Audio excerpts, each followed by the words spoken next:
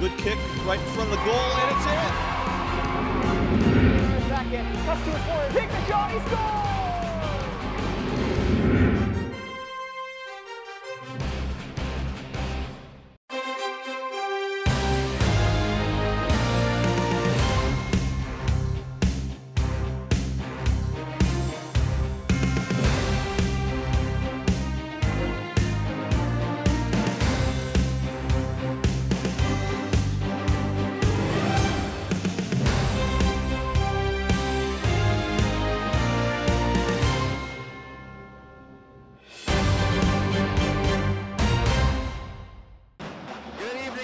Tuesday. Welcome to Prince Skate Arena in South Point, Pennsylvania. I'm Matt Geico alongside Brian Mitchell of Pittsburgh Hockey Digest as we bring you live Penguins Cup action.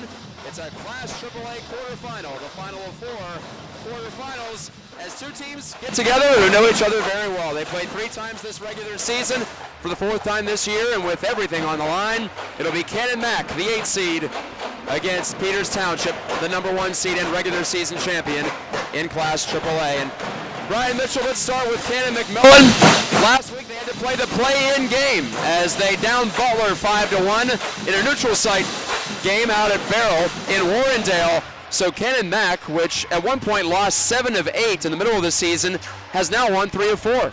You look at that and you think about it, and you look at a team like Butler. They were on the downfall at the end of the season, didn't exactly come in with a lot head of steam. Canon-Mac won quite a few coming into it. So, I mean, was it an upset? Not quite, but it's nice to see, and it sets us up with a really nice matchup here. Both teams are technically playing in their home rink. You love to see that every once in a while, but we're going to see how this one plays out. 3 games for Peters Township to Canon-Mac now, so we're going to see how this plays out. And you see the teams warming up in front of you. Canon-Mac will be in the blue and gold with the white helmets. Peters Township in the white uniforms with the red pants, red helmets. Both pep bands are in the house, as you may have already detected. And if you haven't, then maybe I question how loud you have us turned up on your device. Again, we're coming to you live on Pittsburgh Hockey Digest Facebook page, but also on tape delay on PTCT7. And thank you to the folks at Peters Township High School and their multimedia program, all the manpower that they've provided for us this year, home and road, as we broadcast every Indians game here. And well, now with the Penguins Cup playoffs underway, Brian, the Peters Township Indians were 2-2 at one point, and they finished the season on a 12-1-1 run. They lost to Erie Cathedral Prep at the end of January here, but after that they really took care of business. They bombed Mount Lebanon 8-3 to put themselves on the precipice of the regular season title, and then with the championship on the line in the regular season, they scored 4 goals in the 3rd period to take out Bethel Park here 2 weeks ago. But maybe an issue for Rick Tingle's club, the fact that they, because of the bye they had in the play-in round, have now been off in 2 of the last 3 weeks. So we'll see how well they start. It's already been a slow starting team this season. It's a blessing and a curse if you think about it. I mean, you get these long seasons, and you know a lot of these players are playing with their junior teams, their AAA teams, and you know, that extra week could go a long way when you think about it. Canon-Mac had to play, I believe, 2 games in the last couple weeks and then play in a play-in game. So it's going to be an interesting to see how, if it's going to be rusty or if it's nice to get a little bit of a rest there. So we have 2 teams here that have a good amount of firepower, especially on their top lines. The Indians trio of Ryan Luppy, the captain, alongside Torrey Schwartz and Jeremy Anthos. They finished 4, 5, and 6. In the Class AAA scoring race. Meanwhile, for Canon-Mac, you have a couple of players also in the top 10. Johnny McDonald was 7th with 22 points, and Logan Ford was 8th with 19. So even though PT has the superior depth, they have more players in the top 25 of scoring, including Mark Lehman, who put up a big junior season as the number 2 center. Canon-Mac has players who can hurt you if you're not able to stay on your P's and Q's defensively. Absolutely, absolutely. Johnny McDonald is dynamic. Hyde is a big boy, so he's going to be an interesting dynamic to see how they have to match up against him. It's going to be an interesting, especially Iafrati. I believe you were trying to coach me through this before the game, and we're getting there. Iafrate is a really good goaltender. I mean, you're talking about an all-star here. And Peters Township can put up goals, but I watched Canon-Mac against Bethel Park a couple weeks ago. I thought they were able to shut down Bethel Park's offense for the most part in that game, so it will be an interesting dynamic here between the two teams. And of course, in net for Peters Township, we're expecting it to be the junior, Alex Wilbert, who started the vast majority of the games in the second half of the regular season. Brock Sharbaugh, the senior, had been the guy early on, but since then it's been Wilbert, the young man who as a freshman helped lead the Indians to the Penguins Cup Championship in 2017 and also the state championship, PT's 5th state title. And the Indians, they have high hopes here. To borrow a line from Panic at the Disco, they're hoping to play 4 games this month. Brian, they're hoping to go all the way, of course, return to the Penguins Cup final for the 3rd straight year, and then go on and win the whole thing. But as we've seen in this first round, it's been trouble. It's been tough for the Indians the last 2 years. They played this very same Canon-Mac team. That's the last playoff game that the Big Macs have competed in. In fact, it was 2 years ago here, the 3-6 matchup, and it was a 2-1 victory for Peters Township. Last year for PT, they took on Plum and just squeaked by the Mustangs 2-1 in the 1-8 matchup. So no guarantee here that it's going to be a runaway. We're not scared to say we're big fans of what Sergio Benitez did for that Plum Mustangs team last year and the year before whenever he took them to the state championship. So if you think about that, I believe that, they won a state championship that year. But we're not afraid to say that. And so they ran into that, and that is a big issue. And that Plum team came on late. They just slid into the postseason that year. So it's going to be interesting, like you said, at least. And that route now looks like this. It's Robert Morris, and then you go up to 66, and you're going right back to Robert Morris. We have the state championships on our side of the state this year. Same place they won it 2 years ago. The winner of this game will take on Mount Lebanon, which took down as the 4 seed, the number 5 seed, Erie Cathedral Prep Ramblers. I guess we can talk about that a little bit later, Brian, as we are getting set for the national anthem, and the helmets are off on the PT side of the ice, and as usual, as is tradition here at Princecape, the Indians are dyed blonde all the way through. I don't know if Rick Tingle did it, the head coach, but all the players have gone to the bleach for the springtime. Several teams are doing that this year in the postseason run. I think West A went in along with that this year, so it's definitely an interesting team bonding experience, I guess. But yeah. I'm not sure if we're going to have an anthem, actually. They were lined up, and now both teams are at their benches, and it is Alex Wilbert in net, by the way, for the PT Indians. We'll give you his season stats here in just a moment. A 9-1 record for Wilbert, the junior, a .927 save percentage. He climbed all the way up to 2nd in the league by the end of the regular season. So Wilbert finished strong, had some shaky moments early, really got it going in December before the holiday break. And, well, now he is the man in net once again for Rick Tingle's club. And it is Mario Iafrate at the other end of the ice at our near side here at Princecape Arena, starting in goal for Canon-Mac. Iafrate, an .889 save percentage and a 4.01 goals against, and we're underway. The 4th and final quarterfinal in Class AAA. Matt Geico with you alongside Brian Mitchell. And a giveaway here for Canon-Mac, nearly a chance for PT right at the start. Lumpy threw it in front, comes loose to Anthos, and Iafrate has it in his pads. What a start for PT, 14 seconds in. A little skittish there in a defensive end for Canon-McMillan, but PT was able to take advantage of that. Iafrate jumped right out in front of that, be able to take the slot shot and take it. Looks like your referees. Right now, Denny Urban is one of your referees here today. Oh yeah, RMU Hall of Famer. Eric Gadosh is is the other referee. Another man we know very well. We've seen quite a few times down here at Princecape. So Canon-Mac tries to clear, and they will, past Seth Hanna, who couldn't keep in. Hanna fires cross-strike to his defense partner, Ryan Lee. Redirects it up into the neutral zone, and it's Ryan Luppy, the Indians captain, falling down, but got the puck at least somewhat deep. Blake Stanton now taking over, wearing the A for Canon-Mac. Snaps a pass up the far kick plate, and it's picked up in stride there by Taryn Priesel. From in behind the Peters Township net, here come the Indians breaking it out, and it's Anthos. Jeremy Anthos had the first shot on goal moments ago. Rounds the net, waiting for his teammates to catch up. Schwartz is still out there, so 2/3 of the top line on the ice right now. But here's Jeffrey Poon, forced to collect the puck at center red. 1 minute into the quarterfinal. And no score yet between PT and Canon-Mac. Abbott rips it up the near side wing. In the neutral zone, it's Eric Wilbert for Peters Township going cross rink with that dish to Hunter Ferguson. Ferguson on the dump play, chasing after it. Here's Mark Lehman of the Indians. Lehman worked it up the near wing. Eric Wilbert tripped up Passio of Canon-Mac. Play continues on. 2 referees and 2 linesmen for the playoff games in the PIHL. Usually it's 2 referees who also call the lines. That's the typical setup in the regular season, but a little more important now, obviously. Lehman bumped off the puck, but Nico Watsula breaks on back. The first-year varsity player turned it over, and a wrist shot on the way from Rip that's blocked before it ever got to Alex Wilbert. And here is Alex Wilbert's brother, Eric. Eric and Alex and Drew. We'll see all 3 of them on the ice tonight. Aiden Alexander, forward/defenseman, playing D in this game.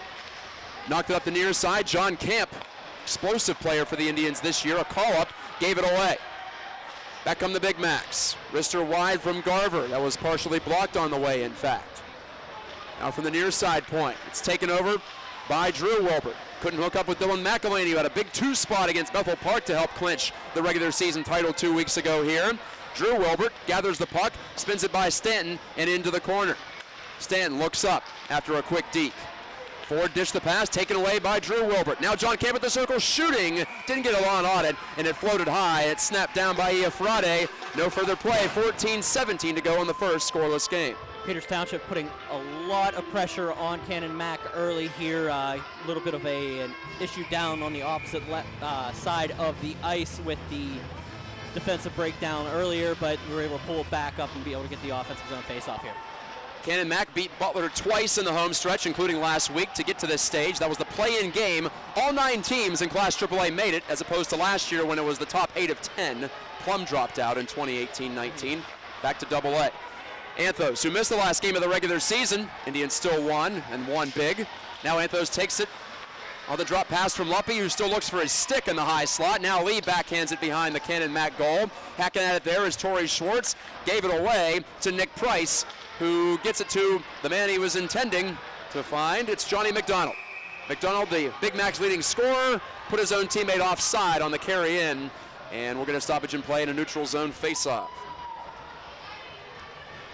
Other action in Class AAA, Brian, we saw North Allegheny, the number 2 seed, survive and move on against Seneca Valley. Survive's the easy way of putting it. That was a 3-0 game against North Allegheny. Seneca Valley brought that in late, was able to get a power play goal with less than a minute on to try to bring it within a goal, but unfortunately it didn't happen for the Raiders. And of course, go to berghockey.com for all our coverage. We had, I don't know how many correspondents out 6 around guys Western Pennsylvania. at 11 games yesterday in 8 different rinks. So a lot of moving yesterday. On the battle here is Christian Trottier, son of Brian Trottier, you might remember, of course, if you're a hockey fan or a Penguins fan. Won the cup, I believe, 6 times. Here's Seth Hanna moving back for it for the Indians. Banked it off the boards for Brady Seekley, but he's dispossessed there by Trottier. So Hanna's back on it. Seth Hanna was hurt for a while, got back in the lineup late in the regular season. The lefty shooting defenseman simply saucers it in. And what is it here? Is this an icing call? I believe he didn't make it to the red line, and Hanna's complaining to Cody Brightbill, the linesman, about that. I think he has a good argument there. I'm watching the replay. We get a delay. No, he did not make it to the red line. He was about 4 feet short. We have about a 5-second delay on our feed, so I can actually see that. It's like an instant replay, but better. You dropped the, I'm looking at the replay, and I'm thinking, what replay? Oh, we have a good delay for the Where replay. are we? We're at Brintscape Arena is where we are as this puck is chopped into the Canon-Mac bench. Very pleased to be alongside Brian Mitchell. You see his byline quite a bit at Pittsburgh Hockey Digest, obviously. We got together for that playoff preview video 9 days ago alongside Ed Major at the Army Island Sports Center. That was fun. This is the first playoff game I've seen so far, so I was eager to get it on here. Josh Rip cuts inside. Rip to the middle, shooting. Save. Big save from Wilbert, his first of this game. Kept his pads flush on the ice. Chipping it ahead, Nico Watsula of Peters Township, and it drifts in on Iafrade, who melts it down at the top of his crease. 12:27 left in the first. Wilbert made that save. It bounced up, smacked him square in the chest, bounced down, and was able to get clear the rebound out of the crease there. Josh Ripp, 7 goals, 10 assists on the season, 17 total points. That was third on this Canon-Mac squad, coached by Nick Godfrey. Canon-Mac allowed the most goals in Class AAA, 4.3 per game. Redirected shot. Mark Lehman got a piece of that wrister from Hunter Ferguson, but it's snapped up by Iafrate. We're finding out early this might come down to Wilbur versus Iafrate here. Definitely a goaltending matchup. I'd wager the Indians are going to get more of the chances on the shots, so we'll be on Iafrate to keep it close. He makes the save here on another face-off win. This time the senior D-man, Jeffrey Poon, who was so good in the playoffs last year for PT. He pumped that one on target from about 60 feet away. There's only a little bit of confusion there, but watch out for McDonald here. Johnny McDonald leading the rush, slows it down, delays a bit, now pulls to the backhand against Hunter Ferguson, who took the puck away. Ferguson lifted it up the far side window, and it's ushered out to center by Watsula. Watsula left it, Mark Lehman. Lehman gunned in, and the junior centerman will head off the ice. I really like his progress this year that he's made throughout the season. I think maybe the most improved player on PT, and boy, I'd love him to be one of the leading scorers in this league next year. I watch it every once in a while, but I've seen him a couple times this season in person, and it was definitely an improvement that I've seen. Alexander on the dump in. John Kemp couldn't get there first. Owen Barrett played all 18 regular season games. Couldn't keep this puck in though. And here are the Big Macs again. It's Trottier back to Stanton, who hammers it off the wood. Too far for McDonald to handle. Back in the possession of Alexander and the Indians. Dylan McElhaney rips it free of the boards, but it's played right back in on the Indians' net. Alex Wilbert swats it away. Wilbert, for his great numbers, just had the one shutout on the season. That was the one weird spot for the Indians this year. They couldn't quite convert until that 6-0 whitewash of Butler at the start of February up at Frozen Pond. Owen Barrett sends it along, and it's taken on the move by McElhaney. Good pass up the center, and it's Drew Wilbert stretching out. Gets by forward. Wilbert pass to the front. Camp redirected point blank, and Iafrate stops that one too. That's how you're going to have to get the Iafrate, is those movements in front and be able to get to the sticks and maybe a deflection every once in a while. He's going to got to get a move side to side and open up that 5-hole. Well, this is PT's second game in league play since February 4th, so we're looking at a solid month with just one game played. They also welcomed Meadville down here on senior night. It was a Sunday unofficial game, Meadville of Class A, and then had a controlled scrimmage against Montour of Class A as well. Schwartz shoots. That's partially blocked. Came loose. Anthos back to Schwartz. Score! What a play! And the Indians have the first one. It's Schwartz from Anthos with 10:33 left in the first period. Incredible stuff. Tic-tac-toe. PT's on top. That's how you're going to have to beat Iafrate, is you're going to have to get them go left, right, and those tic-tac-toe plays usually do it all the time, as long as you hit the net. Didn't have a problem with that one. Torrey Schwartz's first goal of the playoffs, 18th of the season. He's the big gunner on this Indian squad. But wow, Anthos just knew where he was going with that one, and give Schwartz credit, he had that stick available, and he did not waste any time letting it go. The one-timer across his body, 1-0 Indians. Priesel's wrist shot, and now it's Wilbert's turn to answer back and keep the Indians on top. PT scored just 10 first-period goals in 18 regular season games, but they have one here in the first game of the playoffs. You can't even fault that one on Canon-Mac's defense. They were playing that perfectly. It was just a great pass right through the slot. That's why Jeremy Anthos had 19 assists to lead Class AAA, and he only played 14 games. So more than one helper per outing for him. And I mentioned he missed the final game of the regular season, so he's happy to get back out there. This is his first regular season game in a month. First PIHL game in a month. Like so many of these players, he also plays in the PAL, the PAHL. Several of these Indians are on the Pittsburgh Predators squad. That's what I was referring to when you were talking about the time off from Peters Township. Now you're not playing with two teams for a couple weeks. You get that extra time off. Maybe you get to spend it with family and relax and rest a little bit. Schwartz from Anthos, that's your only goal so far. Ferguson keeps this puck from drifting in on his goaltender, revs it up, shoots it in. Around the horn it goes. Iafrate stopped it behind his net. No trapezoid in high school hockey. Logan Cutts couldn't keep this one alive, and it's an icing call against Canon-Mac. That'll bring the face-off back in our end. You may notice we have a slightly different camera angle from usual here at Printscape. We've been annexed down to the end. I don't mind it, though.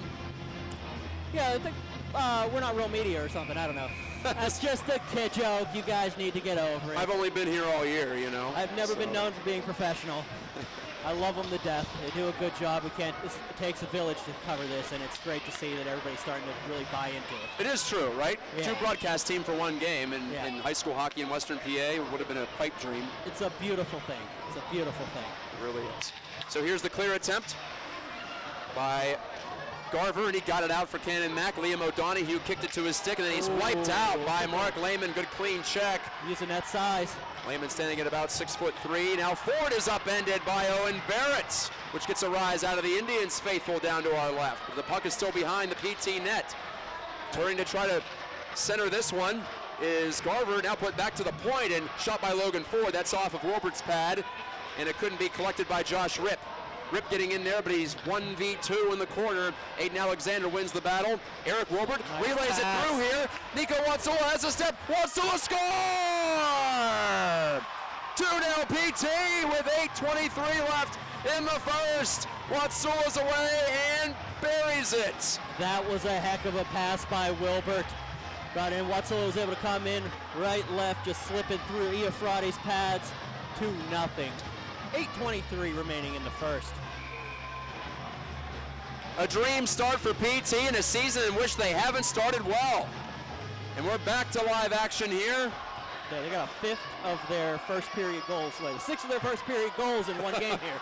There it is, and they're not done yet. 8 minutes to go. So the breakaway goal, and you can meet Nico Watsula in outer space. He's flying high right now. Oh, nice move. Good move from McDonald. That drew a cheer, at least from the supporting section for the Big Macs.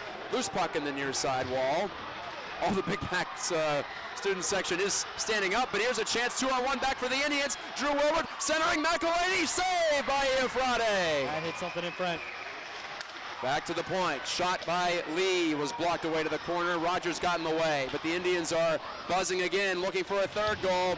Camp belted it in behind the net. Too hot for Drew Wilbert to handle. So it's Watsula from Wilbert to make it 2-0 Indians. For Watsula, his 5th of his first varsity season and his last varsity season. He's one of 17 seniors on this Indian squad. Ryan Lee breaking on back, gains the line, cruises to the circle, now cut in. Thought he drew a penalty, but play continues on. McElhaney, backhand pass to the doorstep, and Camp directed it on line. Iafrade made the pad save. Just lost an edge there. Trottier clearing it out, 7 minutes to go in the first. Indians up by 2. I was going to say on home ice, but it's home ice for both. The stick got in low, didn't hit him, but the guy that was going to hit him, he went low for it. Poon wristing, blocked in front, and Stanton cleared out to the line, and now taken the rest of the way and fired out by Dakota Albarano. The Indians won the season series 3-0. These 2 teams opened the season against each other way back on October the 3rd. Pardon me, October the 2nd, so it's more than 5 months ago now. Offside Indians, and that was a 6-4 Miners Cup victory for the Indians. That's a game that Canon-Mac led 3-1. It wasn't an easy season sweep for PT. Canon-Mac was also within 1 in the 3rd period of another loss that they had here against PT. The final game here. So the scores on the season were 6-4, 3-2, and 4-1, all in favor of the Indians.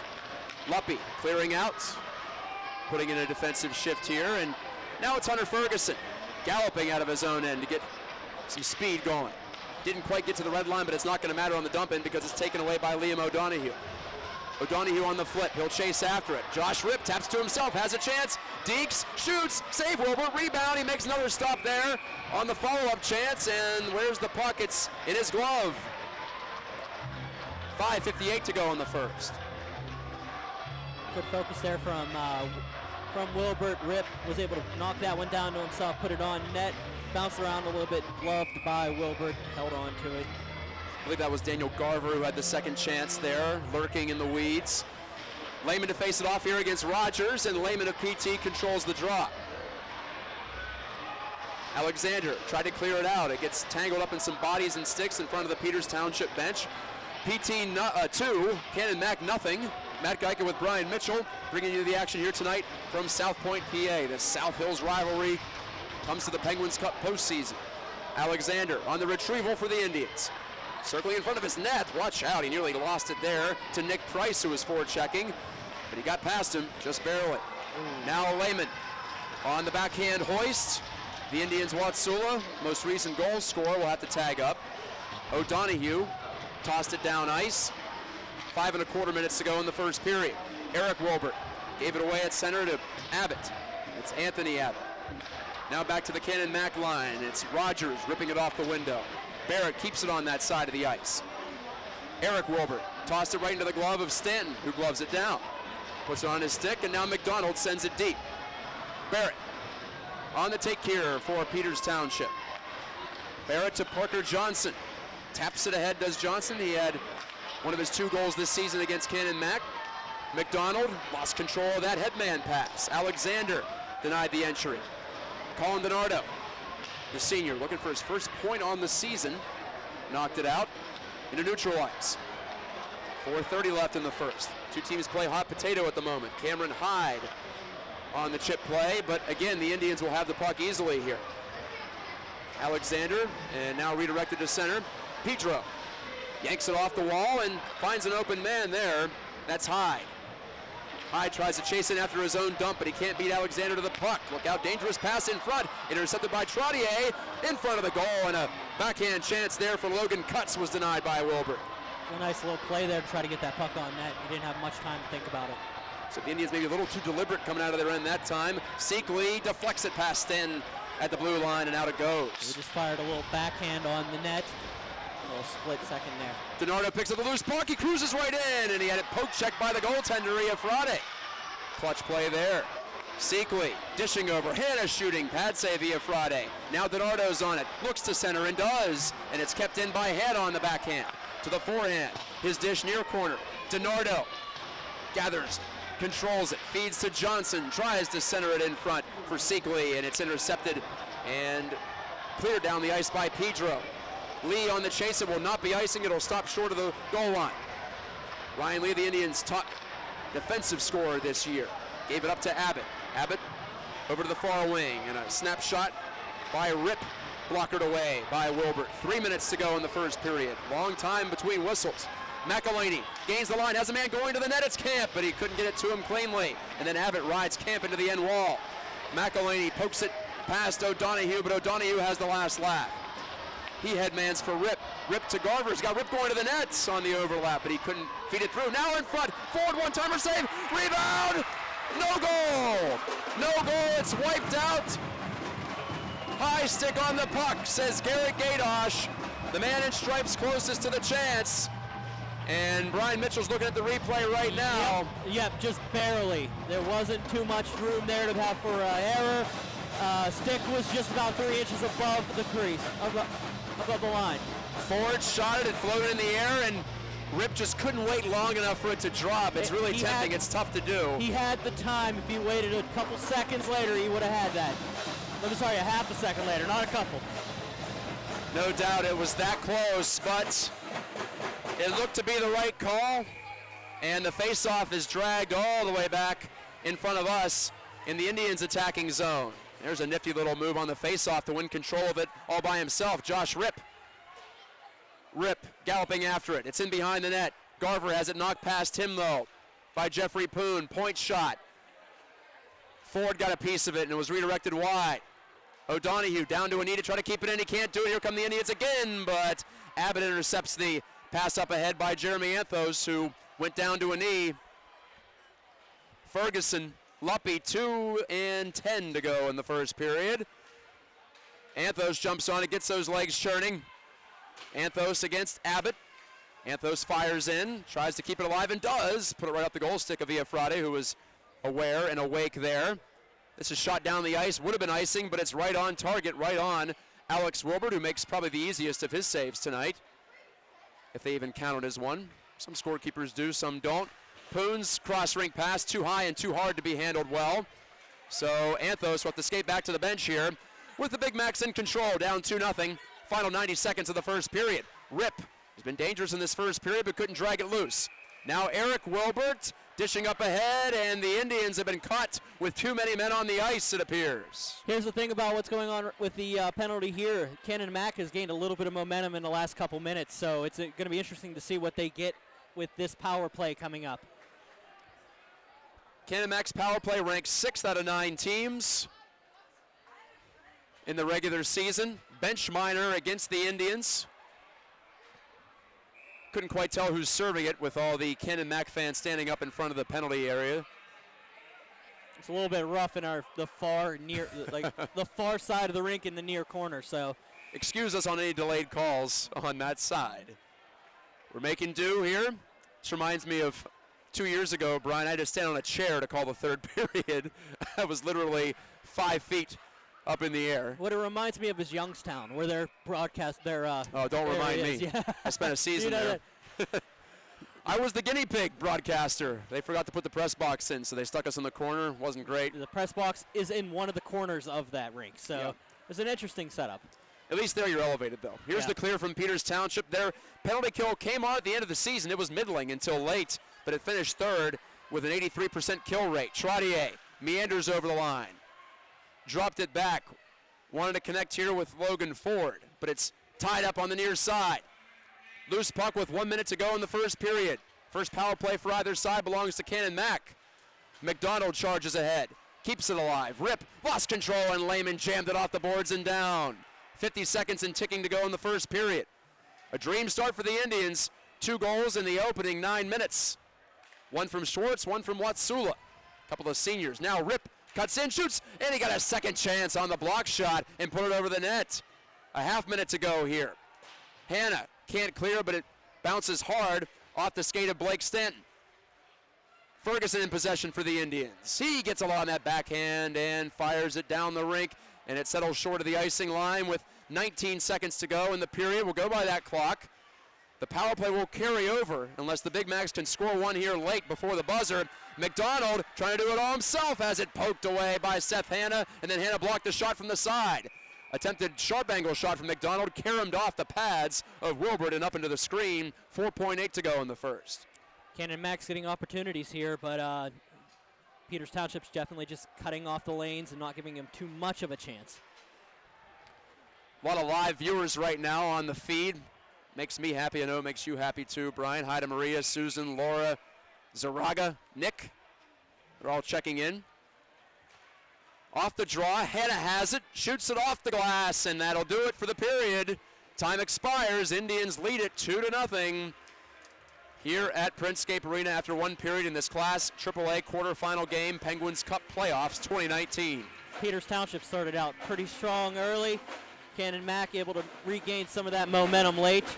It's going to be interesting to see what Rick Tingle's telling Peters, because that, with that penalty at the end of the period, and now Canon-McMillan starting to gain a little bit more momentum. You start to feel it just a little bit here. Going to be interesting to see how they react going into the second period here. Well, in the playoffs, a team's not going to go away easily. It's going to have to be a big spread early on for that sort of thing to happen. We've already seen that several times in this postseason with the games, and it's definitely going to be, like I said, it'll be interesting to see if Canon-McMillan can build on that right now. The shots were 11-7 in favor of the Indians.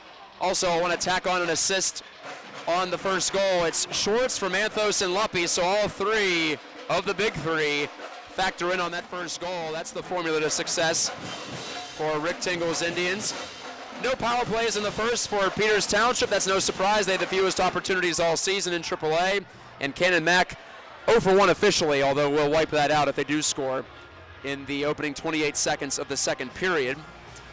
How about some scores from last night, Brian, in Class AAA? I think we mentioned a couple of them already. Bethel Park defeated Central Catholic. That's the one we didn't get to. That was an interesting one where Central Catholic stayed in it towards the end, and J.C. Bell just basically said, "This is our time." Our year, he had 4 goals, and just basically took that game over on his own back, and that was a great game right there for Ed Major to cover for us. J.C. Bell ended up tying for the scoring lead in all of the class. I got to say something about that. I got to give him some credit. He did call his shot in the preseason during a podcast that we had. Is that right? I had him and Wyatt George on. George was talking about possibly getting a third straight scoring title. J.C. Bell said, not if I have anything to do with it, so congratulations, Bell, for following your shot and definitely be able to pull that one off. Well, as a consolation prize, Wyatt George took the goal-scoring title with 19. So he got a piece of something. He got the Rocket Richard, so to speak. Lehman breaking back shorthanded. The Indians have 6 shorties on the year, and a wrist shot from the sidewall is parried away by Iafrate. Penalty is over. So that's it. The Indians are back to full strength. Both of these teams have been deadly shorthanded this year. Canon-Mac had 5 while short a man, so keep an eye on that if we get some more special team situations. Trottier taking the deflected pass right in front of us. Canon-Mac moving from left to right now across your device screen in the blue and the gold and the white. The Indians in the red and the white and the black. Skied down the ice by Ferguson. A 2-on-1 abbreviated coming up. Luppy shoots. Save Iafrate. Let it go quickly, did Luppy. And now Schwartz tries to get it right back to him. It's taken away, and the net is off its moorings down to our left. 16:01 left in the second period. Peters Township trying to get that momentum back. They're definitely putting a lot of pressure on Iafrate early here. That shorthanded opportunity definitely energized them. So. I didn't catch who that was back on defense for Canon-Mac, but he was left on an island. It was suddenly Schwartz and Luppy just converging on him. There was no one around in blue and gold. Schwartz stole it, and Luppy, after this shot, goes right in on Iafrate again on the draw.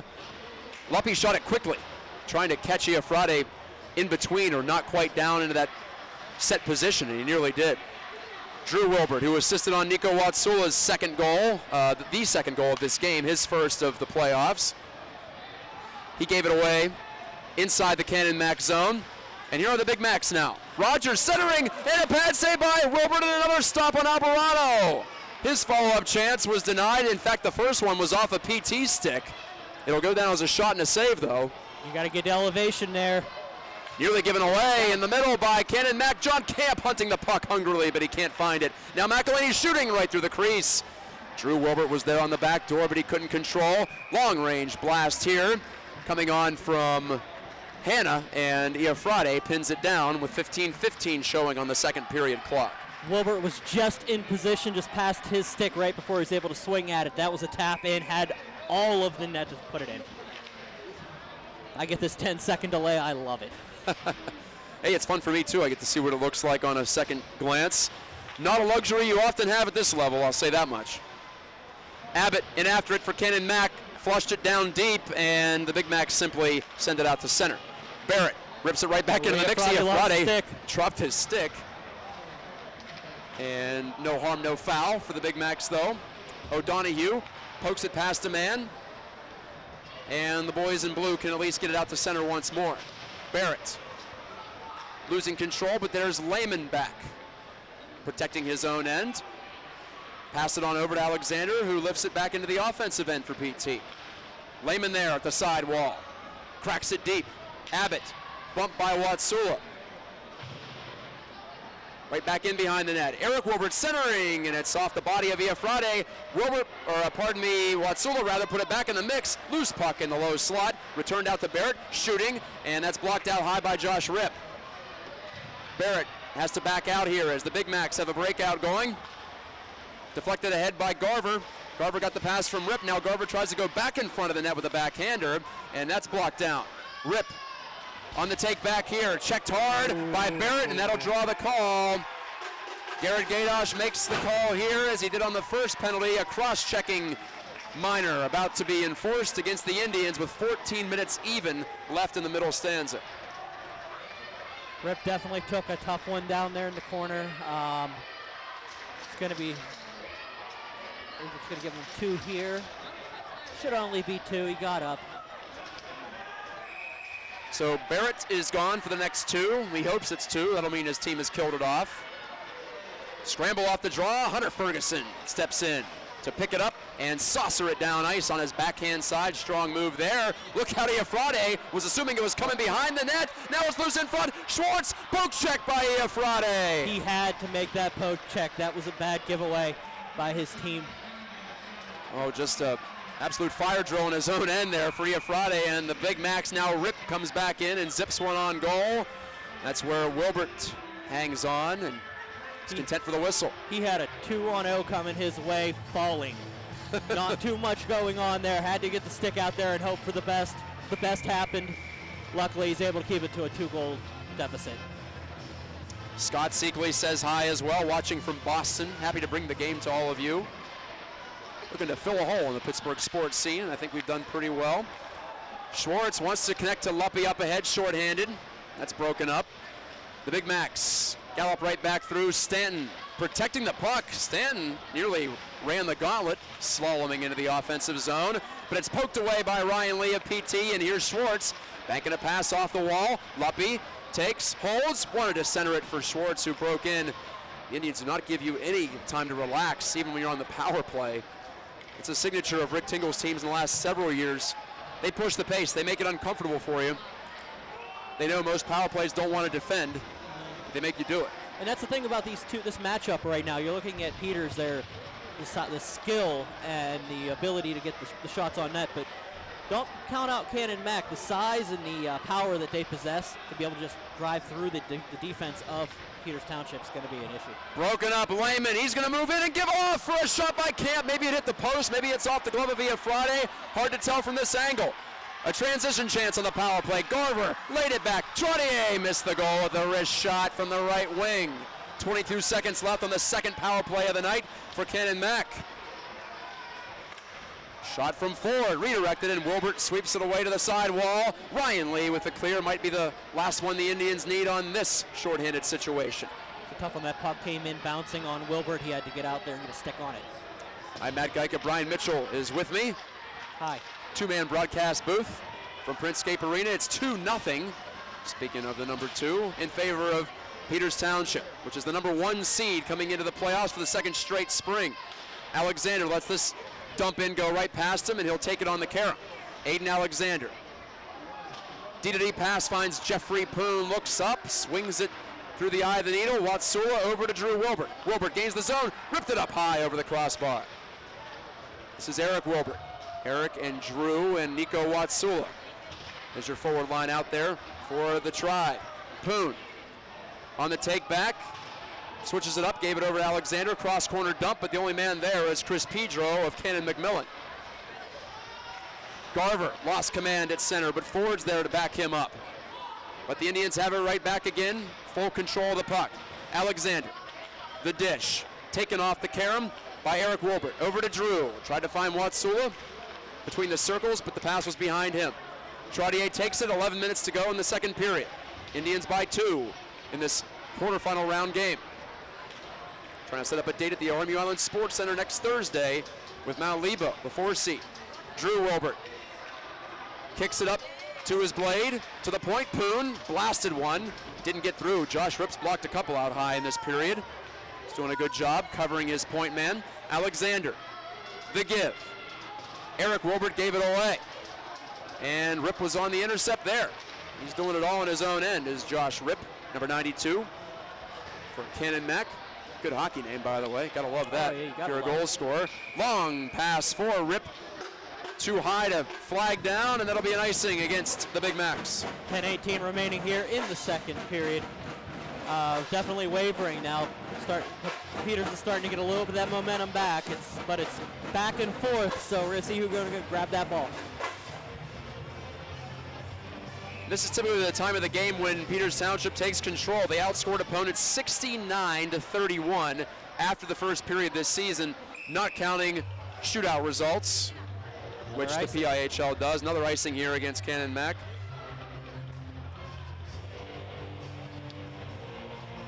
Canon-McMillan was outscored in every period, but the second was their worst.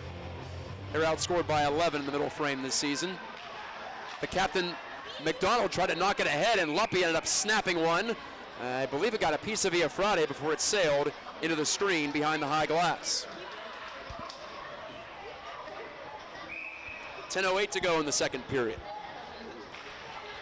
Full house on this side and full house over at Bubba's Burgers across the way behind the glass. Ryan Luppy tried to swirl it in front, put it into the mix, could not. Now it's Anthos in front. Luppy gets a chance on the indirect pass, and he's stopped by Friday too. Mario Friday may end up with 50 saves tonight. Cross rink dish, backhand from Schwartz, didn't get through. Second chance, and a quick whistle. O'Donohue was sprawling. Schwartz says, why did you blow that dead? And that's Denny Urban, the referee at that end of the ice. Net. Net was off, it's more. Okay. It's usually a good guess if you don't know what caused the stoppage. Yeah, right now, they're seeing those, they're starting to try to take Iafrate left and right here, getting him move laterally, and it worked on the first goal. He's starting to pick up on it, though. He's definitely starting to pick up on the play, so maybe there's going to be a change in the scheme here. Out near the blue line, Luppy sends it back in deep. Luppy on the forecheck here, can't prevent the Big Macs from taking it out to center. Garver on his off wing, backhand side, couldn't get the pass through Owen Barrett, who defended him well. Now Hannah lays a check behind the goal. Taken on there by Garver, waiting patiently, put it in front of the net, and taken away by Ryan Luppy. Gave it off to Schwartz, relay to Anthos, ducked under a check, puck still free. Indians drag it loose, it's Schwartz, giving over to the near side, a slap shot, missing the target to the far side. Now Barrett shoots, Iafrate made the save, didn't know where the rebound was briefly, but then he finds it, right at his feet. 8:51 to go in the second, still Indians up 2-0 on Canon-Mac. Yeah, Canon-McMillan had a good opportunity down here on our end, and just weren't able to capitalize. He waited for Wilbert to go down and somebody to come up to the left of the net. Nobody showed up, just threw it through anyway, and Peters was able to take it the other way. Last week, Josh Ripp had a couple of goals. Johnny McDonald had a goal and an assist. Iafrate made 38 saves. As Canon-Mac survived Butler, well, they actually ended up running away with that one, 5-1 in the play-in game. 8 versus 9. Canon-Mac finished in 9th place. And now here's Trottier of the Big Macs, trying to toss it out to center, and does. Clanged off the side wall. O'Donohue has to chase after it again, rolling puck. Ice getting a little chippy here after a period and a half of play. Johnson, he was running into the wall, running into the ditch even over there. I have to say, the ice isn't the only thing getting chippy out there. O'Donohue was the one who was drilled, and I think it was Johnson who laid the hit.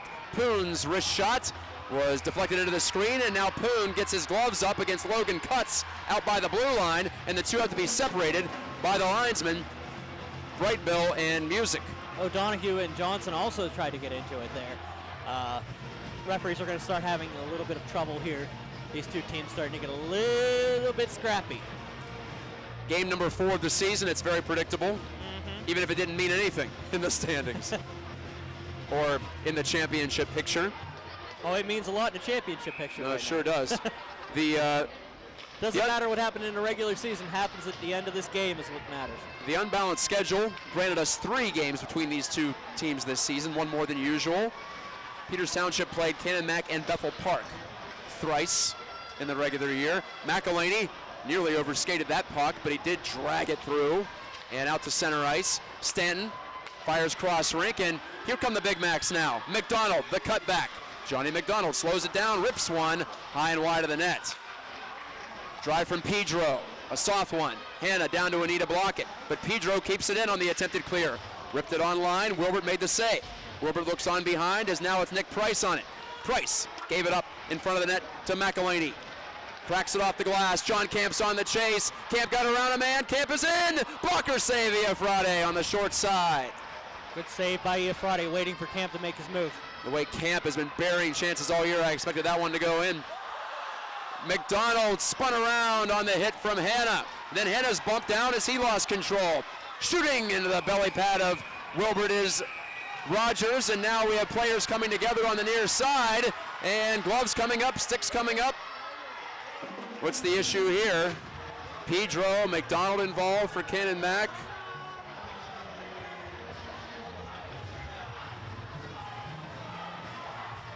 Players are separated.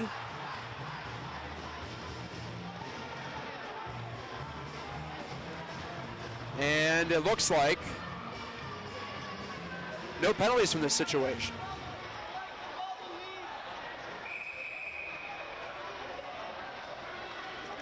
Check. Okay, we're back.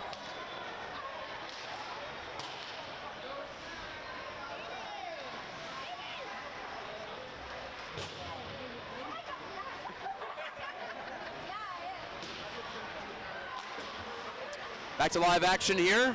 Apologies for the Wi-Fi lapse. You missed a scrum in the corner, but that's about it. It's still 2-0 Peters Township Indians over the Canon-McMillan Big Macs.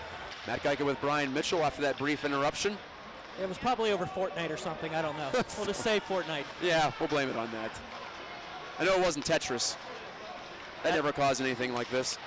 Barrett. I don't know if they know what Tetris is. Giving it away. Well, some people out there do. We have parents watching. Watsula. Lehman shot on the one-timer, and it's snapped down by Iafrate. Gotta love Iafrate's game so far, Brian Mitchell. He's been excellent. Oh, he has definitely sharpened up. Was really good to start. Had those a tough breakaway. That was a tough say, a tough shot to save, and he's definitely shorted up at the end here. So as the game's gone on, he's picked up on Peters Township's tendencies, and able to get it. I mean, like you said, 3 times in the 4th game now. You're gonna learn. That first shot was unstoppable. No goalie's going to make that save. I don't care what level you're at. Once that pass gets through to Schwartz and he puts that top shelf, it's over with. And yeah, the breakaway. So there you go. Those are 50-50 best case scenario a lot of times. So Trottier curling back into his own end. Fed it over to O'Donoghue. Rounds his own goal, uses it as a protection device, but he still gave it up as Lehman pinched up the wall, made a good read. Back into the neutral zone, the Indians recontrol. Watsula turning this way and that on his forehand. Hooked up here on the near wing with Hunter Ferguson, but Ferguson's dish ahead was a little bit too far for anyone in white to pick up. Wild blast from the far side wall by Logan Cutts, sailed over the net. Cutts controls his own rebound, side of the net now. Trottier couldn't guide it in front. He'll feed back to the point. Pedro, Stanton shooting. Blocker save. Wilbert, who saw it the whole way. 2-on-2 rush back. It's Anthos with Schwartz in tow. Jeremy Anthos slowing, dragging between his legs. Dished in behind, tapped away by Trottier of Canon-Mac. And up into the Peters Township bench with 5:04 to go in the second period. No scoring here in the second. Both goals in the first belong to the Indians, the top seed in this tournament. Canon-Mac's getting opportunities. Iafrate starting to make those big saves. Something's got to start giving here soon for Canon-Mac for the moment. It starts getting a little bit frustrating for them. Well, Canon-Mac had something going late in the first period. They drew that power play, that first one. They got a second one here early in this frame. But even strength, it's been mostly about PT's depth. They've been able to roll 3 lines here. And for the most part, tilt the ice when it's 5-on-5. Lee, back to take. Jams it around the kick plate, but intercepted by Rogers, and he missed on the shot. To the opposite point. Stan shooting, redirected in. How about that save on Rogers' tip by Wilbert? Rogers shot it through traffic. Off a leg, Luppy gave it ahead. There's Schwartz, the winger. Schwartz bumped off the puck by Pedro. Strong play there. But Pedro gave it up. Lee came down the wall and shot it. And it's off the shoulder of Iafrate. Got to be working our way toward 30 shots for the Indians now. Loose in front of the net, and it hopped just wide. Luppy was lurking. Lee, weird bounce, got away from him. McDonald back. He's got a trailer. It's Price. McDonald cuts in. Put in Price's skates, and he couldn't direct it up to his stick. And the net is off. It's Pegs. 20 shots for Peters so far. 11 for Canon-Mac. Boy, it feels like more than that. Yeah. Could be one of those cases where they catch up after the period. We've seen that before. They being the scorekeepers. Well, it wasn't quite a 2-on-1 there, Brian, but there was a chance. But the pass had to be perfect, and McDonald was just under such pressure he could not put it on the stick of Price. He almost put it off the skate of Price, however. And it might have counted. That's a block. In front of the net, Garver couldn't turn it over. It looked like he had an opportunity to shovel it on net, but he didn't get a shot away. If he didn't knock it down, that was ticketed for the back of the net. McElhaney, good drag move, handed it off. Camp wanted to go in front. One more pass to Drew Wilbert, but it skips past him. 3:43 left in the second period. Second period moving by in a hurry. No goals, just the one penalty. Barrett taps it down with the hand, makes the play. O'Donoghue saucers it off the window, but right back to the Indians and Alexander. Alexander sends off that same partition, and Drew Wilbert couldn't handle. Play bogs down in the neutral ice area. McElhaney turning the corner here against Ford, left it in his feet, and it was going to be offside, but the Indians lost control. Garver with Rip. Garver cutting in again, one of his favorite moves here in this game, but he lost command. Alexander to McElhaney. Thought about trying to split the D, instead pulled back. Now he centered it, and it's off Wilbert's skate and right in on Iafrate. That's Drew Wilbert, by the way. One thing I'm noticing about Canon-McMillan is they're trying to force the play here. They're not letting it happen, or it's either that or they're letting it happen too long. They need to find that sweet spot in the middle there and just take that shot. They're either thinking about it too much or trying to make something happen. There's no middle with them. Well, Garver's chance there. To your point, maybe a bad break as well in front of the net. That doesn't help. He's trying to make the right play, looking to gather that puck and may have prevented the puck from going in. It happens sometimes. Yep. McDonald, cross rink to the near wing. Price fanned on the clear in, and it ends up going right back over to the Indians and Hunter Ferguson. Ferguson pressured here by Price. Jamming away are the Big Macs. They have it loose, but McDonald has it poked off his stick from Luppy, rather. And now Poon inadvertently redirects that puck out of play as he leaped to try to keep it in front of him. Yeah, he just went up and punched that one up into the netting by accident. He was trying to grab it and just missed it.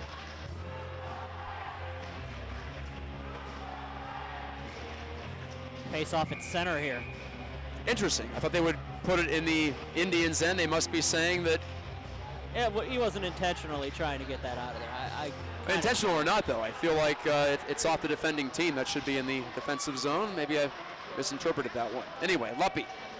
Headman dish too far for his teammates to handle it. Pedro takes it from his goaltender, Iafrate, who's been very good in the second period especially. Luppy takes the handoff from Anthos, right back to Anthos, shooting. Bad save, big juicy rebound, taken on by Hanna. He sent it down low, right past Schwartz, who takes it off the wall. Attempted shot from Lee was blocked. Price churning ahead, but he couldn't get past Lee, who then runs him off into the wall. 1:52 to go in the second.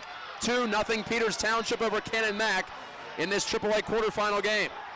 Luppy catches up to the pass on a bounce. It was poked away from him. Good little play there from Albarano. Lee off the missed shot. And Iafrate's save. Schwartz relays here. Hanna shooting, deflected. Save Iafrate. I think it was Luppy. It might have been Pedro who inadvertently tipped it in on his goalie, but no harm there. Luppy got the initial deflection, and then Pedro got a second one. He just put it back into the pad of his goaltender. 89 seconds to go in the second period. Critical moments now. If the Indians can get one more, that would really put them in the driver's seat. And, of course, a Canon-Mac goal before the buzzer would change things in a huge way going into the third, as both teams will soon adjourn to their respective dressing rooms for the ice resurface. Definitely agree that the next goal is the biggest goal of the game. It either puts it away or it puts Canon-Mac back in the driver's seat, because they're building towards something. You just got to figure it out. They played a pretty decent second period, even though the Indians have had their looks. You're not going to be able to keep PT under wraps completely. You'll have to get some saves and some opportunistic offense. Eric Wilbert takes the deflected pass from Lehman. Lehman's going to the net, got that dish, and couldn't get a clean shot off. Eric Wilbert gives him puck support on this near wing now. Lehman gave it to him. Under a minute to go in the second period. On the half wall, it's pinned down there. Bodies come together, taken out of there by Watsola, centered. Eric Wilbert shot. It's under Iafrate, and Eric Wilbert throws his head back to the rafters, and sticks and gloves up in front of the net again. There's another dynamic to this. We were talking about this a couple months ago whenever we were covering the North Allegheny game. You get so many opportunities, but you're not able to put them away. What does that do for a team, even though you're up 2-0? You got to think about it on that angle. The puck has been bouncing around the net down at that end. I'm sure the Indians feel like they should have at least one more. There's a little frustration from the Indians, and that's rough to say from a team that's up 2-0. This is a team that averaged nearly 4.5 goals per game. So yeah, 2 is nice, but they've seen 2 before. They've driven well past 2 basically in every game this season, including the last 2 games, which they scored a combined 15 goals. Barrett rounds his net, gunned it right by McDonald, who was lurking, looking for a mistake, didn't get one. So the Indians keep it simple there. Little blind pass break up by Anthos. Gives the puck right back to the Indians with 20 seconds to go in the second. Garver faked one way and tried to flush up the near side wall. Gave it up, and it's a shot off the outside of the net, maybe the outside of the post from Hunter Ferguson. It got a piece of Iafrati on the way. 10 seconds left before intermission. McDonald, a hard shot. He loaded up on that one, but it's kicked out by Wilbert. 3 seconds left. Wild centering play. Wilbert swats it away, and it's tossed out to center ice to end the period. Tyler Rogers took a hit down around the net at the end of the period there from Hunter Ferguson. Got up a little slow, but he was able to finish up the period. So the two teams head off for a short break. We'll get the Zambonis out here, get a clean sheet for the third, and who knows, maybe more. As of right now, the score through 34 minutes of play from Prince-Scape Arena at South Point. The number 1 seeded Peters Township Indians have 2, and the number 9 seed Canon-Mac Big Macs have 0. I'm Matt, he's Brian. We'll return after a short break here on Pittsburgh Hockey Digest and PTCT 7. All right, I'm going to be, here with Brian Mitchell here at Prince-Scape Arena. I'm going to go over the scoreboard from the last day or so in the PIHL postseason. We're going to start, of course, in AAA. It is, of course, the play-in game was between Canon-McMillan and those Butler Golden Tornado. Canon-Mac ended up defeating Butler 5-1 in the first game that went to a decision. It was the North Allegheny Tigers over the Seneca Valley Raiders 3-2. That game was 3-0 North Allegheny. 2 goals by Aaron Miller, a goal by Tyler Lamarck was the difference maker there. Of course, in one of the next games, Cathedral Prep and Mount Lebanon. Mount Lebanon will be the team you guys that Peters Township or Canon-Mac faces in the next round at Robert Morris. Mount Lebanon was able to defeat Cathedral Prep 7-3. Mount Lebanon, of course, it was a weird that match was a tough one to call because Mount Lebanon has all the tools to pull off victory, but we're almost ice cold coming into the postseason.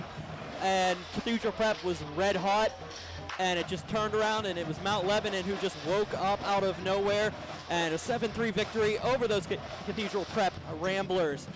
The final AAA game before this one was Bethel Park defeating Central Catholic 6-3. Central Catholic continued to give Bethel Park a run for their money in that contest. But Bethel Park, of course, like I said, J.C. Bell, 4 goals, was able to take that contest for the Blackhawks. In AA, we had 2 play-in games last week. Hempfield defeated Quaker Valley 8-5 to play Pine Richland. Baldwin defeated Moon 3-0. Both of those games were at Alpha. Baldwin moved on to play Upper St. Clair. Of course, Baldwin swept Upper St. Clair in the regular season, so it became an interesting matchup. Were the top-seeded Panthers able to overcome the Baldwin Highlanders? The answer was yes. 6-2 was your final from Ice Castle yesterday. Greater Latrobe and Hampton. Hampton, unfortunately, the only team that defeated the Pine Richland Rams. Greater Latrobe was able to take care of them rather easily 4-1 at Kirk Nevin Arena. Pine Richland, top-seeded team, number 3 in the state. 8-4 winners over Hempfield yesterday at the Barrel Ice Complex. They're going to move on to RMU. The first team to actually win that is not from a lower seed happened yesterday. Well, in the regular quarterfinals, I apologize because you had the AAA team Canon-Mac did it first, but it was Daniel Soltez and the Franklin Regional Panthers. A late goal by Aldrich Virog gave him a 2-1 victory at Barrel in the late game yesterday. Of course, next week it'll be Greater Latrobe and Pine Richland, 7 o'clock at the RMU Island Sports Center.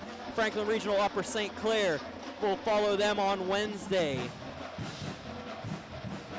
In Class A, we're going to move along to the second round.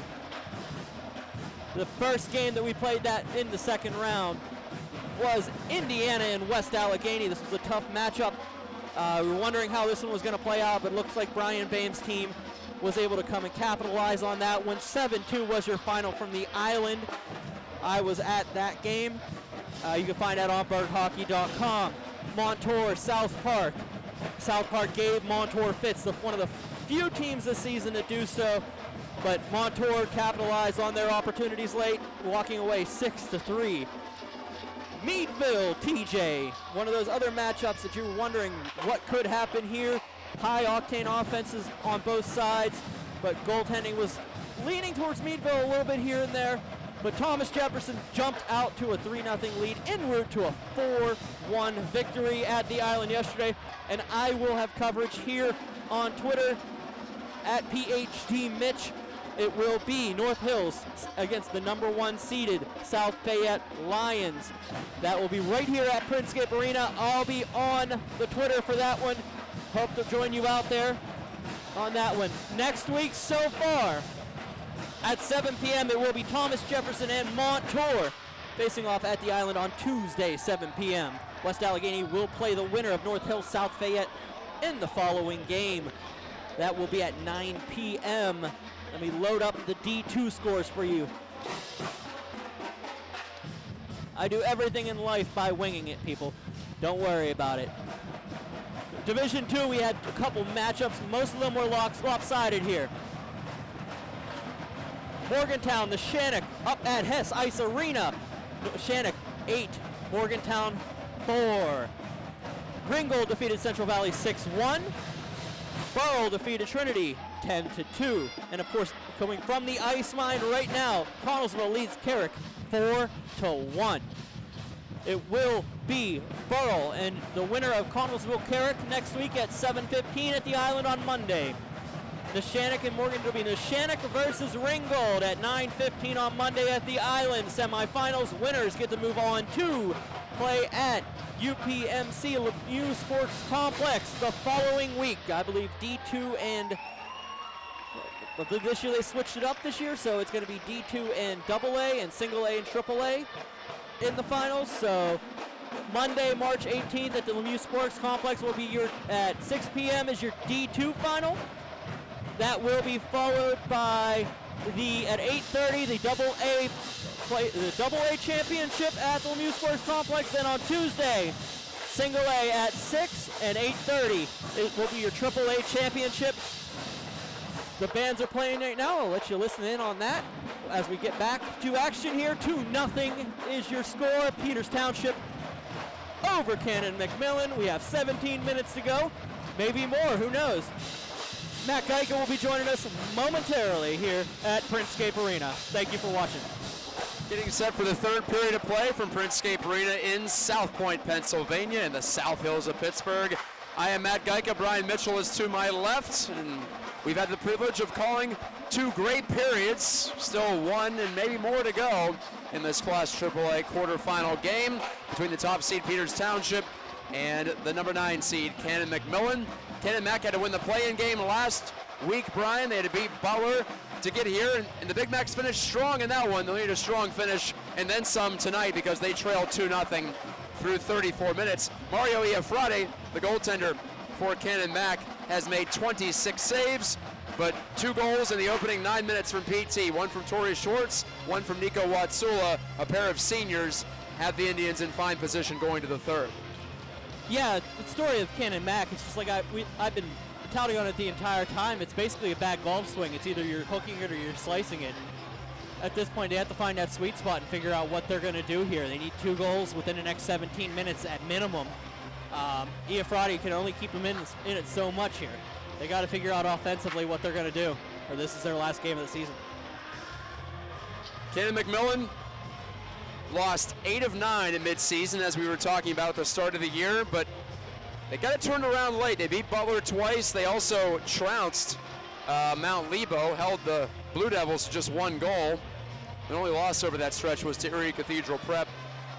The Indians also won 3 of their last 4. Everybody lost to Erie Cathedral Prep down the stretch. Yeah, until the first round of the playoffs, the quarterfinals. And hey, congratulations to Bethel Park for holding them off. Or pardon me, Mount Lebo, I should say.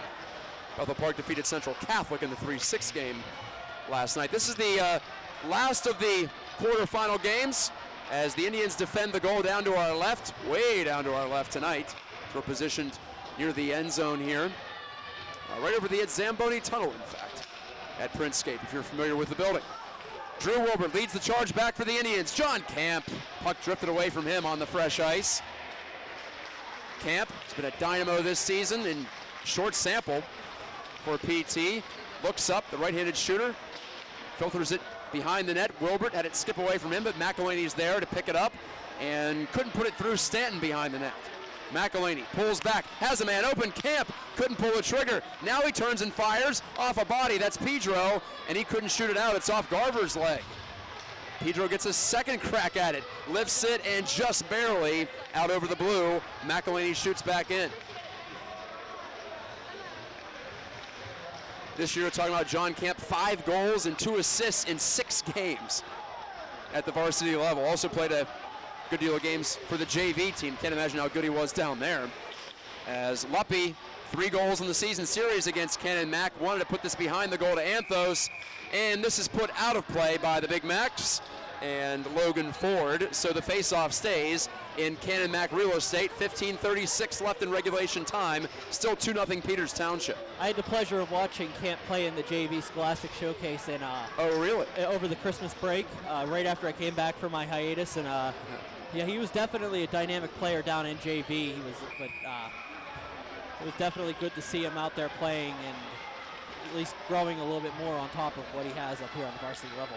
Feels like he buried every chance here for PT. And of course, that sort of thing can't continue, but showed off that finishing skill right away. 2 goals in his first game at Bethel Park. In fact, Luppy centering, and a shot by Anthos goes wide. He throws his head back there. Boone to drive, big rebound, and corralled by Rip of Canon-Mac, but he can't get it out.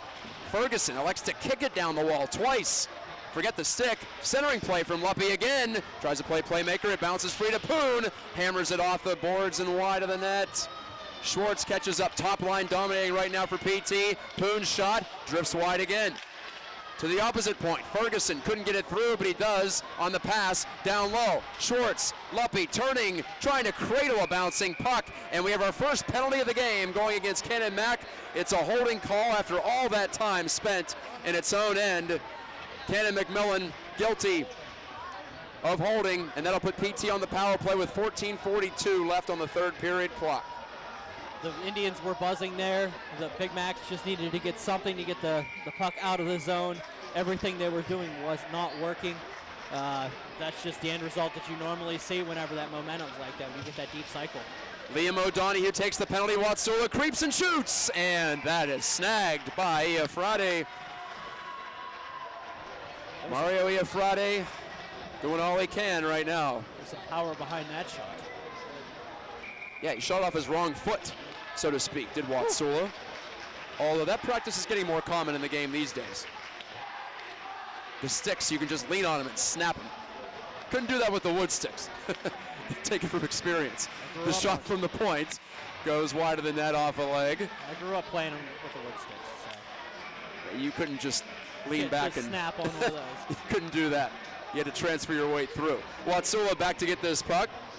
Well, there's a way to snap them, but you'll take 2 minutes for it. Yeah, exactly. And you have to go buy a new stick. That was a drag. Yeah. In behind the net. Iafrate left it there, and a sharp clear by Stanton up ice for Canon-Mac. The first 45 seconds of this power play have expired. The Indians' power play on the season rose all the way to 2nd. It was 6th at the midseason point.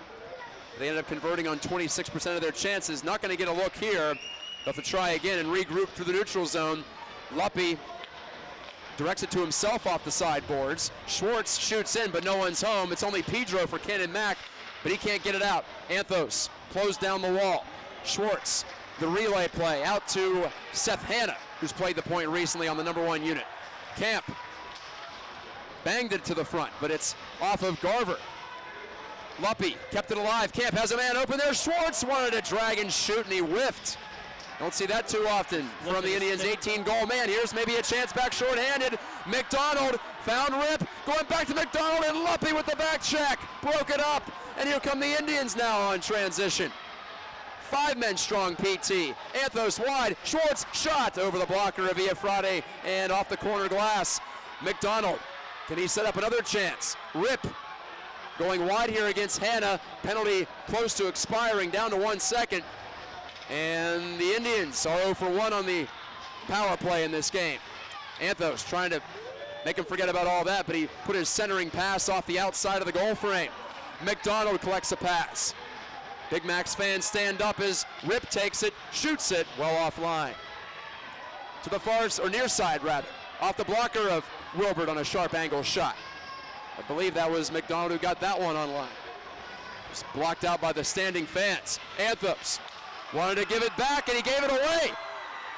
2-on-1. Garver has forward backdoor. Garver had it blocked by Ferguson. The pass was intended for Ford, but Ferguson read it. We remain at 2-0. Shot out to center.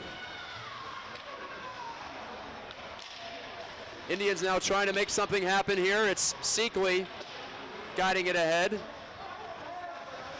In behind the Canon-Mac goal. Back behind the Peters Township net now. It's Alexander.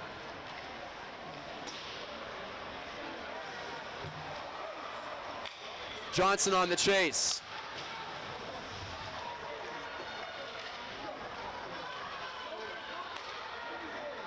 Ooh. And a shot just missing here.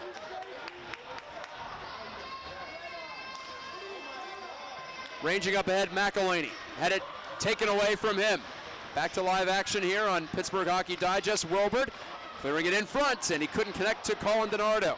2-0, Peters Township over Canon-Mac, now 11 minutes to go in regulation time. McElhaney on the chase here after Poon put it up ahead. Anthony Abbott, too high and too far for Logan Cutts to gather in. Alexander to McElhaney. Well, Brian in this third, Canon-Mac's had some looks. They've had some transition opportunities. They just haven't been able to connect on that final pass. They had 3 straight odd man breaks that they could have been able to, that they were almost able to bury, but great back checks by the Indians kept that opportunity out. Luppy had one, and then Ferguson just laid out to block the cross-rink dish. Camp wanted to shoot it, maybe no, he wanted to pass at the last moment, and now the puck jumps over Barrett's stick at the point, but Barrett recovers. The Big Macs are ready to jump every loose puck, and they've come close. But Barrett made the clutch play there, and he shot that. That was tipped at the last second, and right off the arm of Villafrade as he stood up. Loose puck, taken over by the Indians. Drew Wilbert, backhand pass in front. Lehman gave it to Watsula, back in front. Lehman couldn't get the stick free. Drew Wilbert's shot came right to Lehman. His backhand dish intercepted. Watsula's shot blocked by Stanton. Watsula again off the outside of the net. Villafrade did not see that hit the outside of the post. It bounced out. Frantic play now. Still 2-zip Indians. Clock bleeding down, 9.5. Lehman takes the loose puck. Pass too far for Wilbert to take in front of the net, but Wilbert put it right in front of the goal, and Watsula unable to chop it on line. Lee chasing back. This will be an icing against the Big Macs. 9:10 to go in the third. We are getting into interesting territory here, sir. Both teams are getting good opportunities. Both teams are playing really good defensive hockey in front of the net. Seeing a lot of sticks in lanes, a lot of body pressure. It's going to come down to one of those bounces going in at this point. And both fan bases are on edge at the moment. As we've talked about, we're a goal away either way from this game turning in a huge way. Yeah, we're on the Canon-Mac end, so we're getting a lot of hard opportunities to see what's going on the opposite side. And these fans are ready to cheer something. Hanna blasts one. You'll recall Canon-Mac thought they had a goal, but Rip's midair bat-in was ruled to be with a high stick back in the second period. Or pardon me, in the first period, I should say. Schwartz chases in after this errant pass. Rogers lost control to Luppy. Now Schwartz using that big frame to protect the puck. Swung it back to the point. Lee's shot didn't get through. Rogers on the intercept. Rogers knocks it out into the neutral zone. On the re-entry, it's Anthos. He faked the slap shot and he nearly hooked up with Luppy streaking down the slot. Lee wristing Again, this one's offline, but at least it starts the cycle game here, or that's the attempt for the Indians. Anthos, the high flip, in behind the net. See some very basic plays from PT right now. Lee, wristing, didn't get through. Free to Eric Wilbert, and he snapped it over the net. Seth Hanna returns it deep. Canon-Mac can't clear at the moment.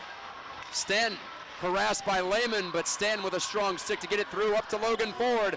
Ford the drag, but he couldn't get either his body or the puck through. Tried to go through 3 Indians, couldn't get through 1. Bouncing puck off the outside of the Canon-Mac goal. Iafrate lets it go. Eric Wilbert tracks it down inside the line. Spun it against the grain to Watsula near side. McDonald slapped at it through Josh Ripp, who would have had a 2-on-2 if he could have commanded it. Watsula with 7:07 to go in the third period. Indians up 2. This quarterfinal round has led to some low-scoring, tight games for the Indians over the last now 3 years, counting this one.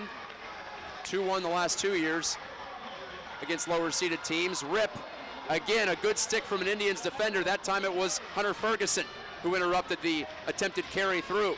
Jeffrey Poon, Ferguson's partner, got it right through Johnny McDonald. And Parker Johnson on the shoot and the chase. Johnson intimidated Stanton a bit, gave the puck away to Stanton, but Johnson couldn't connect with DiNardo in the middle. Ripp, one more rush down that right side. Familiar look for him, but again, he couldn't get it through. Josh Ripp might have 10 shot attempts in this game, but maybe only 1 or 2 on net. Some blocked, some missed. This will go just wide of the net, so it's an icing call against PT. PT starting to drop that additional forward back with their defense to try to make sure that Canon-Mac doesn't get those odd man opportunities again late. It's starting to pay off a little bit. You notice off that Ripp run, as Ripp was trying to come in, he went through 1 player, then the 3rd player came and just took him out. We've had 3 power plays in this game, no conversions. 2 for Canon-Mac, 1 for PT. And Brian, to your point, we're down to situational hockey. Protecting the lead is the modus operandi of Rick Tingle's Indians club right now. Camp, backward pass, that's not going to make the coach happy. It's taken away by Ford, and it's a 3-man rush. Drew Wilbert gets back, though, to harass Ford into shooting it into the corner, basically. Ford on it again. Logan Ford spun it back through traffic, and now taken on out of the atmosphere by Dylan McElhaney. Gloves it to his stick, passed it over to Drew Wilbert, who shot it. Weird bounce off the end boards, off the kick plate there. It hopped up into the air, nearly out of play. And Drew Wilbert's on it there. Reverses the flow over to McElhaney, far corner. Bodied up by Rogers. Dylan McElhaney had a big night in the final game of the regular season. Left it for Camp. He and Camp have made some magic in recent games together. Camp pulls it around 1 man, but ends up right back in the vicinity of Rogers, who lays a strong check, and the puck comes free to the Big Macs with 5 minutes to go in the 3rd period. PT still leads it 2-0 from Printscape Arena. Home ice for both sides, and boy, are we packing them in tonight. You're gonna need help. Wait for it. Ripp again, shoots low, got that one on line, but a stick save from Wilbert, not much of an angle for Ripp. Anthos hooks up with Schwartz, half slapper off the stick of Iafrate, and it jumps out of play over the high glass. At some point you're gonna have to make Iafrate, you have to leave him on an island, get some offensive opportunities, and get the pressure past that Indians defense. They just had 4 back on a 2-man rush. Yeah, I noticed that the last time down the rink. You weren't lying about that. That extra forward, make it a couple of them. Well, they threw 2 back there this time. Anthos tries to shoot that through legs, but unable to do so. McDonald on the chase up ahead. Trottier, mishandle. Ripp, rips it in. Ryan Lee on the take back for PT, gave it away. It's centered and it's off the skate of Ford. Lee has a second chance here, and this time he connects to Anthos, but he couldn't pull it past Pedro, who kept his stick on the puck. Ripp breaking ahead, but the dish too far for him by McDonald. The rare mistake from the Canon-Mac leading scorer. He had Ripp breaking off to the wall and just couldn't finish the pass across. Ripp would have had a wide open opportunity there with the defense, with the defender streaking at him. Would have had an opportunity at a shot there. The clock reads 4:08. The scoreboard reads 2-0 in favor of the home team. Well, it says Penguins up there on the board because, of course, this is the former practice home of the Pens when it used to be called Isoplex. Watsula, he nearly found room inside that far post, but he ripped it wide of the net off the Lehman face-off control. Eric Wilbert hacks at it. Lehman cleaned out by O'Donoghue. Fans in blue love that one, but Canon-Mac needs more than that. They need some offense at the moment. Lehman bumps into Garver. Shot in from beyond the blue line by the Indians' Jeffrey Poon. And that's gloved by Iafrate. 3.5 to go in the third. Still nothing on the board for Canon-Mac. 2 up there for Peters. Alex Wilbert has been tested a few times, not as often as his counterpart at the other end of the ice. He's been strong for PT. Lehman spun away and twisted through behind the net. He got past O'Donoghue and now controls it away from Abbott. And Lehman kept it deep. Put it in the snow there on the far side wall. Schwartz took the puck away from O'Donoghue. Let it on back. Good move from, Watsula. And he hit the outside of the goal net with that one. Little toe drag, bought some time and space. Watsula, who has the most recent goal in this game, way back midway through the first period. Puck possession's the game for the Indians here. They're only bringing one in on a rush and leaving one at the line, and the second one able to look for a pass, maybe to get a third goal. But they're really not taking too many chances with that at this point. And that'll help the Canon-Mac cause. An errant pass from Hunter Ferguson from his own side of the red line leads to an icing. And I now wonder when Nick Godfrey might be thinking about taking that timeout that he has at his disposal. Not here, it appears. And Mario Iafrate will stay in the net after some confusion on the change. Pedro jumps over to the boards, but the Indians control the puck. And breaking back quickly is Schwartz, taking the feed from Ryan Luppe. Luppe, the Indians' captain. Their leading point scorer on the season with 25. Had an assist on Schwartz's goal very early on in this game. Just a handful of minutes in. Another icing call against the Indians. 2:16 to go in the third. You might consider it now because you try to see what you can get with 2.5, 2.25. Might be waiting it out here, seeing what his team can do offensively.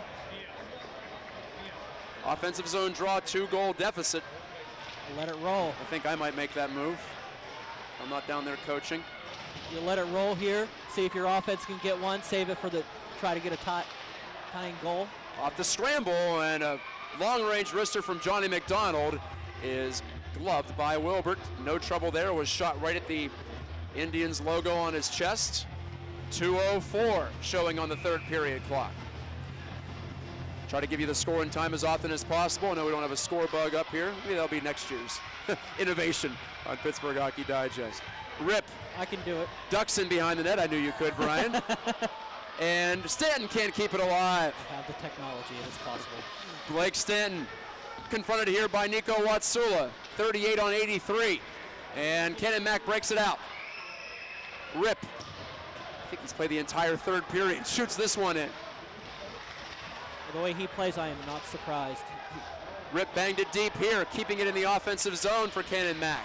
Alexander hammers it off of Stanton, and it did bounce out into the neutral zone. It was just barely over the blue line, and now Watsula and Stanton, who just had their little confrontation in the corner down to our right, get into it in front of us down to our left. 1:29 remaining in regulation. Frustration's mounting for Canon-McMillan. They have to keep their heads clear. They can't buy into whatever Peters Township's throwing at them. Looks like the timeout's coming right now. Yeah, makes some sense. You don't know if you might get another stoppage if you're Nick Godfrey. And for Rick Tingle, it's time to go to your most trusted players. Get them a rest. I mean, at this point, you might want to give Rip a couple seconds, I think so. Get Rip McDonald out there. Maybe consider Iafrate coming out for the extra attacker and seeing if you can get that at least one goal to get within that one opportunity here to get the tie. These teams are playing for a berth in the semifinals against Mount Lebo next Thursday. to the 14th of March at the Army Island Sports Center. That's a 7 o'clock start. The first of 2 that day. Yeah, the other games already said it's going to be North Allegheny and Bethel Park. So the 2 higher seeds advance. Well, there's no reseeding in the PIHL. So. Right. Well, we're about to see if this score holds up, all 4 higher seeds advance in the quarterfinals. That's been the case in all the classifications except for the AA, where the only statistic upset has been Franklin Regional over Mars in that last game, 2-1. But the way Franklin was playing, I wouldn't call that an upset. Yeah, that's the thing. Sometimes the seedings don't reflect how things have gone in the second half. That's just how it goes. And inadvertently flipped out of play by Stanton. He's upset at himself there. That'll keep the Big Macs from setting up shop in the Indian zone for at least another few seconds. 1:24 to go in the third. Iafrati was hanging out at the top of the circles there. Had to back up for the face-off at, they're going to call it at center here. Wow. I almost thought they might yank it back into the They pointed to the Canon-McMillan zone. Just to the outside of the zone to the right of Iafrati, but taken here by Luppy off the face-off win from the Indians. They'll have to go retrieve now on the shooting from Canon-Mac. Iafrati is off the ice, 1:14 to go in the third. Empty net down to our right. Canon-Mac has 6 attackers on. Trottier centered, intercepted by Luppy. He sends Anthos away for the empty netter. That's the game. 3-0. Anthos into the empty net with 1:02 left. Indians lead it by 3. And you got to fight for your right to party. PT's done it all night, and they may not get the shutout. We'll see about that, but they're about to advance to the semifinal round for the 4th consecutive season. That was just sheer will there. They rushed 3 to the line, were able to get the puck off of the Canon-Mac defender, and Anthos just had nobody in front of him. Pardon me, 5th consecutive season, actually. For PT, they've made it to 2 straight Penguins Cup finals. They've achieved step 1, or they're about to achieve step 1. It's fundamental at this point. Anthos gets the goal, his 6th of the season. From Luppy, empty netter, Iafrati, who deserved better than this result tonight, but that's goaltending for you. He hangs onto this puck. Parker Johnson bumping into a Big Mac behind the net. That's Hint. We haven't seen much of Hint all night. Rint. Number 14, Rint, Hyde, and Rogers, the forward line out there. Well, it was out there for Godfrey. 3-0 Peters Township, 46 seconds to go in this one. You hear me tweet about tomfoolery all the time? That was a little tomfoolery. A little bit. And to be expected between 2 teams that see each other an awful lot. In front, Johnson nearly deflected in his 3rd goal of the year. Johnson centers the shot from Seekley. He can't score, and Johnson gets tied up. Whistle sounds behind the net. Play got physical. Cole Holland was Johnson's combatant, and Johnson's going to be escorted off, either to the penalty box or to his bench. Yeah, he'll go to the box. Parker Johnson will. PT's number 70. Some aggressive behavior from a guy who's committed to play golf at Robert Morris, Parker Johnson. That's how he gets his frustrations out on the rink. You never know what happens out there on the green. Can only do so much. Take it from a frustrated golfer myself. Cole Holland goes over and in a nice gesture gives a half hug, one-armed hug to his goaltender Iafrati.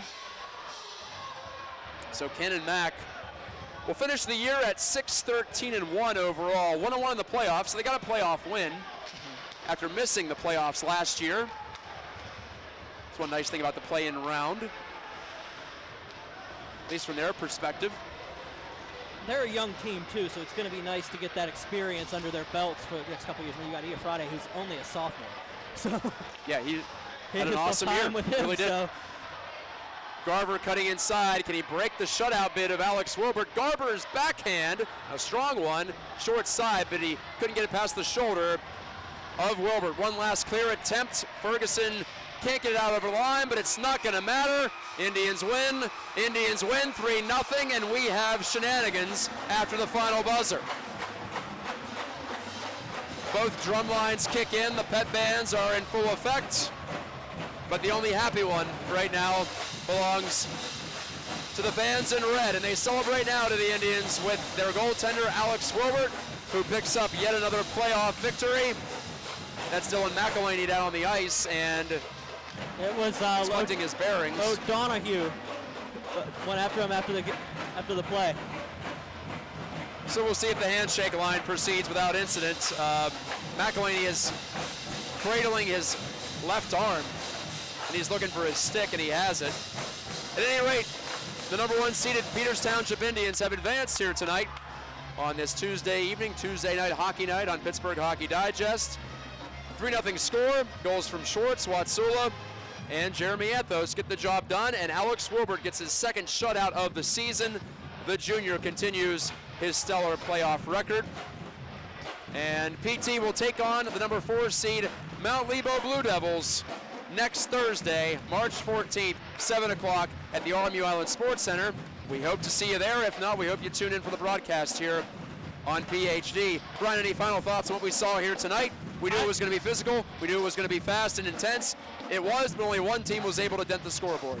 I liked how the effort from both teams. I liked how Canon-Mac really didn't play down to play up to Peters Township as well as they could have, but that shows that there's going to be a little bit of growth there in the next year. And if they ended the season the way they did this year, and they go into next year with that same type of confidence, I mean, it's a young squad.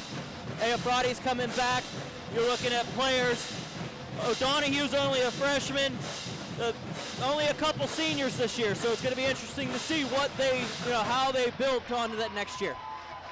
Final total shots on goal. PT ends up doubling up Canon-Mac 34-17 in that area. Penalty minutes, just a handful in this game. Just clean considering as much 8 physical activity you got. Yeah, It was a good matchup. 3 minors to Peters Township, 1 at the end to Parker Johnson, which didn't amount to much of anything after the empty net goal was scored. Watsula, Anthos, Schwartz, your goal getters tonight. Anthos and Schwartz end up with 2 points apiece. Eric Wilbert, Ryan Luppy with assists there. And I mentioned Alex Wilbert with the shutout. He makes 17 saves to help his team move on. So we'll talk to you next Thursday, 9 days away from semifinal night at the Army Island Sports Center. Should be fun in Class AAA. In the meantime, check out all your Penguins Cup coverage with Brian and the rest of the team at PittsburghHockeyDigest.com or BurghHockey.com for short. It's going to be a fun month. It has been a fun start to the month. I know that much. I am probably falling asleep as we're standing here, sir. Yes, it has been, and it's not over yet. We're not even halfway through it. We still got states. I still got national coverage that we've got going on. National. Not to mention all our collegiate coverage and everything we've got coming up. Tournament season, baby. Yeah. It's the way we roll. That's right. RMU playoffs for both the men and the women approaching, and that's just the varsity side. Also club teams still alive too. So there you go. Brian's falling asleep, so we're going to say goodnight from South Point. One last time, this is Matt Geica alongside Brian Mitchell, reminding you that when the radio fades, you know life's moving fast. Talk to you next Thursday from the island. PT against Mount Lebo for the right to go to the Penguins Cup final. Take care, guys.